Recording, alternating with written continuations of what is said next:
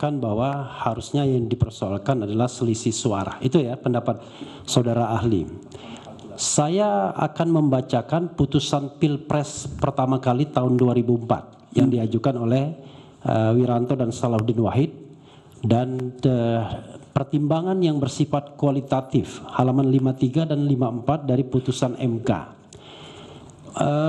Menimbang bahwa Mahkamah sebagai pengawal konstitusi berkewajiban menjaga agar secara kualitatif pemilu berlangsung sesuai dengan prinsip-prinsip yang telah digariskan oleh pasal 22E ayat 1 dan 5 Undang-Undang Dasar 1945. Cek 1 2 3 cek 1 2 3 cek 1 2 3 cek.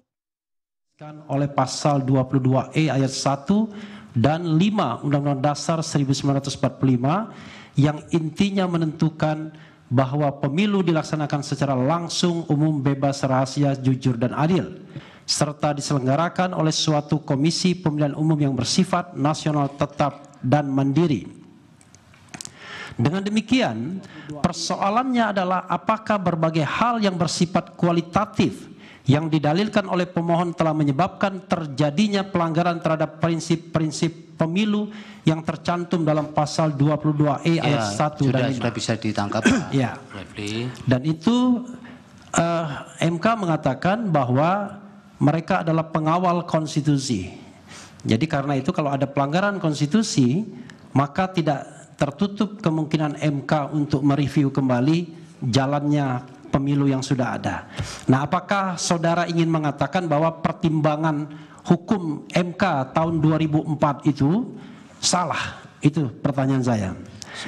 Yang kedua adalah saya paham Anda mengatakan bahwa putusan 90 itu self-executing. Kita hargai putusan itu sebagai sebuah putusan walaupun menurut pendapat Prof. Yusril itu kontroversial, dan bahkan Prof. Yusril juga mengatakan tidak ada waktu untuk mengubah karena harus ada konsultasi dengan DPR dan lain sebagainya. Kami berpendapat bahwa walaupun putusan MK itu berlaku erga omnes, berlaku sejak dibacakan dalam persidangan, tetapi jangan lupa bahwa untuk mendaftar sebagai calon presiden dan atau wakil presiden ada prosedur yang harus dahului. Dan kita tahu bahwa sebenarnya termohon dalam hal ini sudah berusaha. Dalam sidang Saudara yang Anda saksikan ini adalah sidang sengketa perselisihan hasil pemilu di Mahkamah Konstitusi yang hari ini terus berlanjut dengan agenda mendengarkan keterangan ahli dan juga saksi dari pihak terkait. Dalam hal ini adalah Prabowo Gibran. Tim hukum Prabowo Gibran menyiapkan ada 14 orang yang terdiri dari 6 ahli dan juga 8 orang saksi, saudara. Kami menyiarkan secara langsung Breaking News Kompas TV dari Gedung Mahkamah Konstitusi Republik Indonesia bersama saya Adisti Larasati. Saudara, hari ini Mahkamah Konstitusi menjalani sidang atau mengadakan sidang sengketa perselisihan hasil pemilu di Mahkamah Konstitusi yang hari ini agendanya adalah mendengarkan keterangan ahli dan juga saksi dari pihak terkait. Dalam hal ini adalah Prabowo Gibran. Dan tim hukum Prabowo sendiri sudah menyiapkan ada 14 orang yang terdiri dari 6 orang ahli dan juga 8 orang saksi, saudara. Dan kita masih akan terus mengikuti bagaimana keterangan ahli. Dalam hal ini adalah dari pihak terkait, yakni dari Prabowo Gibran yang sudah dihadirkan. Setidaknya ada 6 orang ahli, saudara, yang dihadirkan dalam sidang sengketa hasil perselisihan hasil pemilu 2024.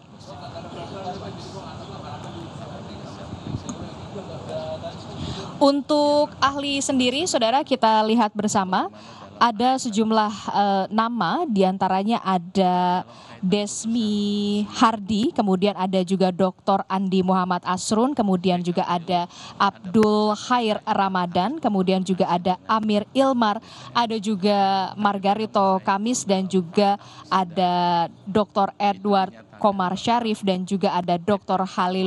Halilul Khairi. Sementara untuk saksi yang memang sudah disiapkan dari pihak terkait, dalam hal ini adalah kuasa hukum dari Prabowo Gibran, ada Ahmad Doli Kurnia, kemudian juga ada Supriyanto, kemudian juga ada Gani Muhammad, Andi Batara Livu, kemudian ada Aceh Hasan Syazili, ada Abdul Wahid, kemudian juga ada nama Hasan Nasbi, dan juga ada Muhammad Kodari. Tadi sebelum kita melihat bagaimana ahli dan juga saksi disumpah sebelum mendengarkan keterangan, ada sejumlah keterangan yang kemudian dari kubu 01 dalam hal ini adalah tim kuasa hukum Anies Muhaimin yang menyatakan keberatan dengan sejumlah saksi dan juga ahli. Namun kita lihat sejenak dulu bagaimana jalannya sidang sengketa hasil pemilihan umum Republik Indonesia ini. Kita akan saksikan bersama keterangan dari ahli dari pihak terkait Prabowo Gibran berikut ini kepada Anda. Tidak masukkan Provoce. Pemilu kada, pemilu kepala daerah ke dalam sistem pemilu nasional dibedakan. Dikatakan pemilihan kepala daerah dilakukan secara demokratis. Demokratis bisa melalui DPRD secara langsung, kemudian dilakukan pemilihan secara langsung. Sejak awal sejarahnya beda. Jadi oleh karena itu tidak bisa bedakan. Kemudian juga ada putusan MK, ya, putusan Mahkamah Konstitusi. Saya kutip ini putusan MK. Ya. Yaitu putusan 97. PU 11 2013. Ini sangat prinsipal sekali dan selalu saya tahu menjadi perdebatan di Mahkamah Konstitusi. Apakah pemilu kada itu masuk rejim pemilu? Dan bagaimana penanganan sengketa pemilu? Bahwa putusan ini mengatakan itu inkonstitusional. Walaupun sudah dirubah kemudian. Tetapi sejatinya dalam rahim Mahkamah Konstitusi mengatakan kita keluarkan ini pemeriksaan sengketa pemilu, biarkan dibentuk oleh pemilihan khusus. Mari kita jadikan Mahkamah Konstitusi sebagai peradilan undang-undang. Biar marwah kenegarawan itu lebih tinggi, lebih melekat. Itu jawaban saya yang secara itu. Kemudian soal penetapan hasil ya. Misalnya ada putusan pemilu kada ingin diterapkan dalam kasus pemilu presiden. Saya kira dari ajasnya saja, dari lahirnya rahim ide pemilu kada itu berbeda dengan pemilu nasional. Dan implikasinya beda. Bayangkan kalau tiba-tiba semuanya dirubah, diulang secara total. Mulai dari mana?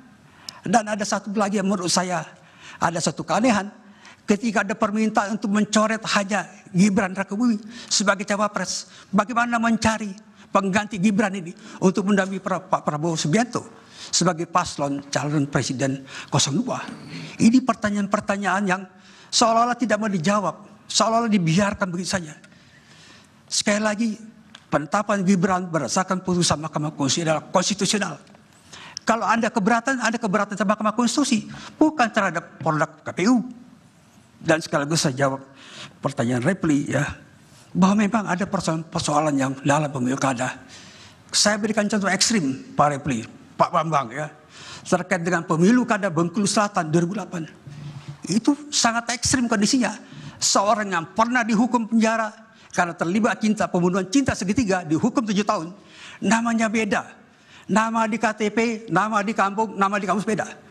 Nama aslinya adalah Dirban Mahmud. Tapi nama di KTP, nama di kampus, Robi namanya. Supaya lebih keren karena tinggal di kota. Ya. Tapi oleh mahkamah digali kebenarannya itu. Karena situasi ekstrim sekali. Dicari data tidak ada. Didapatkan keterangan ahli bahwa betullah sinonima persamaan antara orang yang bernama Dirban Mahmud dan orang bernama Robi. Itu kondisi ekstrim, Pak. Ya, diulang. Tapi ini Pak Gibran ini bukan narapidana, bukan kriminal. Dia mendapat legalitas dari Mahkamah Konstitusi, dan ini biasa. Kalau seorang merasa itu sudah tidak usah diulang-ulang. Ya. Pertanyaan pihak terkait Pak Niko tadi jawab dulu. Yang mana Pak? Dari penanya dua pihak terkait. Oh, pihak terkait. Yang pertama Pak Oce kan sudah dijawab. Ya. Yang pertanyaan Pak Niko satunya. Oh ya. Soal pertanyaan kedua tentang beda pemilu kada dengan pemilu nasional. Kira-kira gitu Pak ya. Pertanyaan saya.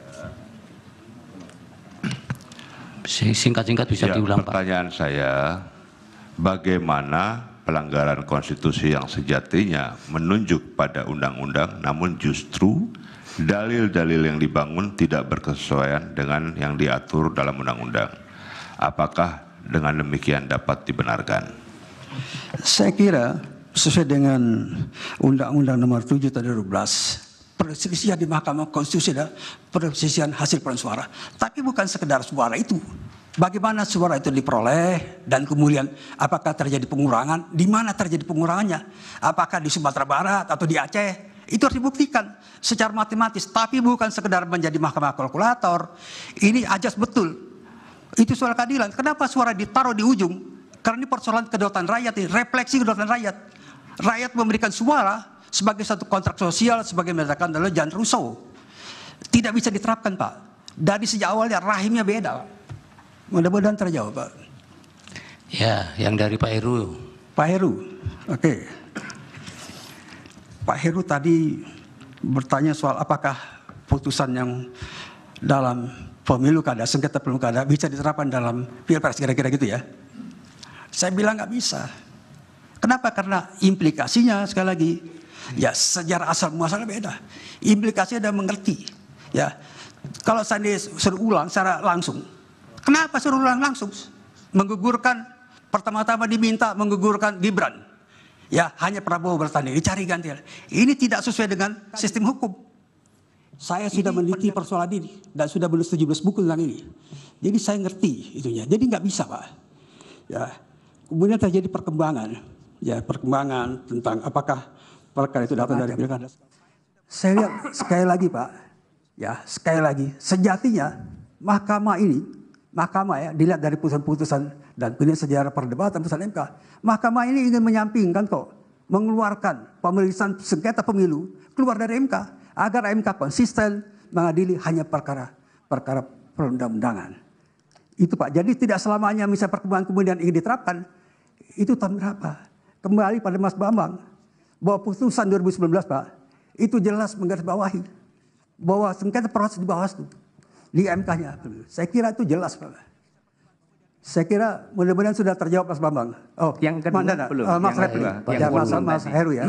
Yang quote non tadi. Ya, quote non itu. Kira-kira itu jawabannya. Bukan, seandainya tidak bisa. Kan tadi ahli ternyata menerangkan tidak bisa di Mahkamah Konstitusi. Kemana keadilan itu bisa dimohonkan penyelesaiannya? Ah, itu soal nanti, Pak. Itu soal politik hukum. Ya, nggak bisa dibahas sekarang. Perlu rapat dulu DPR yang baru ini dengan pemerintah Presiden Prabowo Gibran.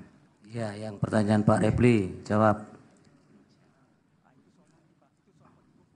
Nah, ini tadi dikutip putusan sengketa Pilpres 2004 ya. Kita pakai yang terakhir, Pak, 2019.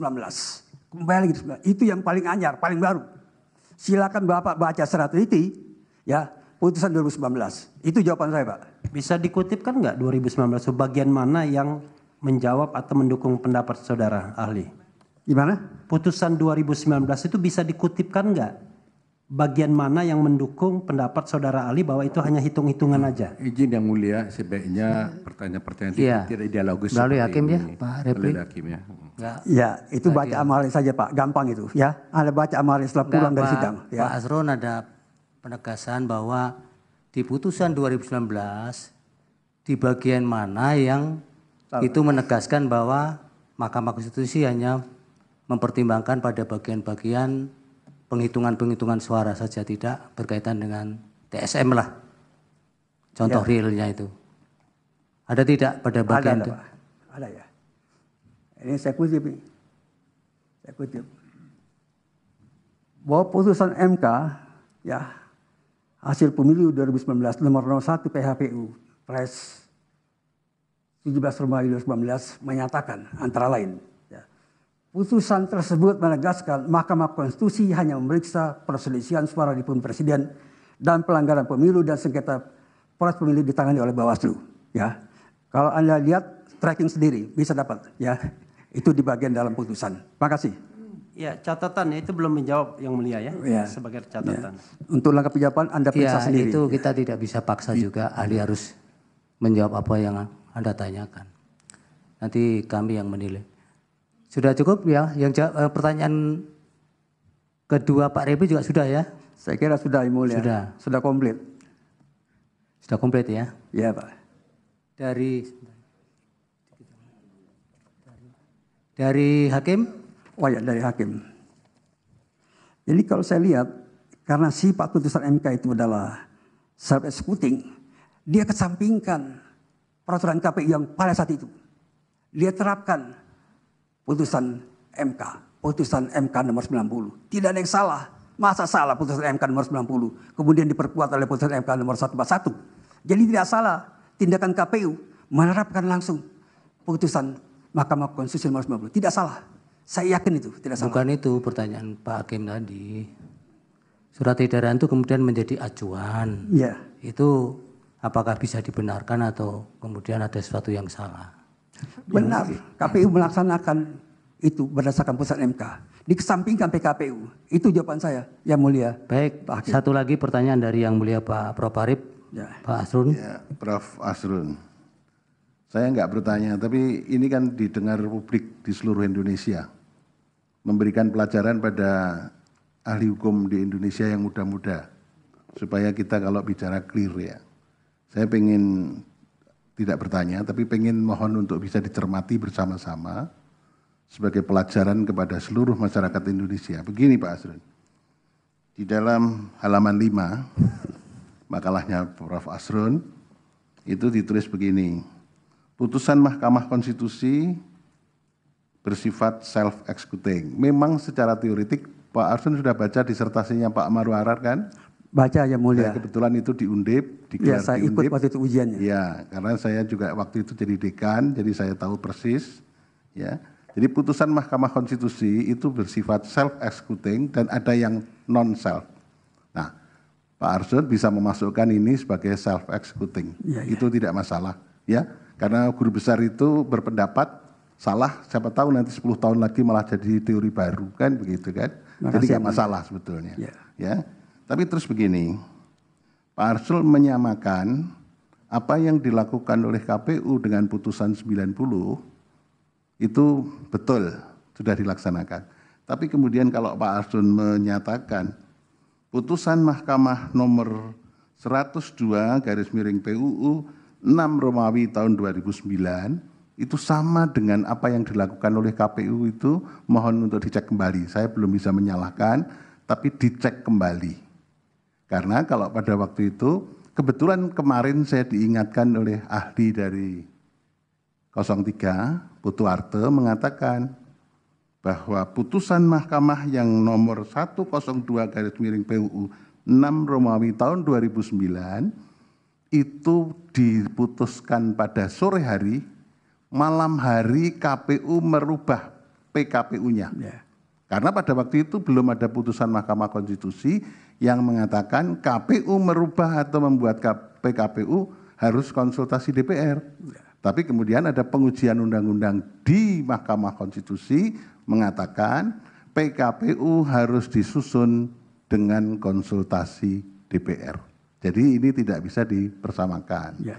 Tapi kalau berpendapat bahwa putusan Mahkamah nomor 90 itu self-executing dan bisa langsung ditindaklanjuti oleh KPU, itu tidak ada masalah pendapat itu gitu ya. Yeah. Tapi yang tidak bisa disamakan dengan 102, karena 102 begitu diputus mahkamah langsung malamnya Pak Putu Arte yang membuat PKPU baru bahwa mencoblos tidak perlu di DPT, tapi mencoblos bisa langsung dengan menggunakan identitasnya. Jadi saya tidak bertanya, tapi kita supaya semuanya clear, karena kita berhukum harus presisi, harus cermat. Terima kasih Pak Arsul. Terima kasih Pak Arsul. Kita sama-sama guru besar tidak boleh saling mendahului kayak biskota. Terima kasih banyak Pak. Terima kasih. Terima kasih banyak. Baik, Pak Arsul cukup? Cukup Yang Mulia.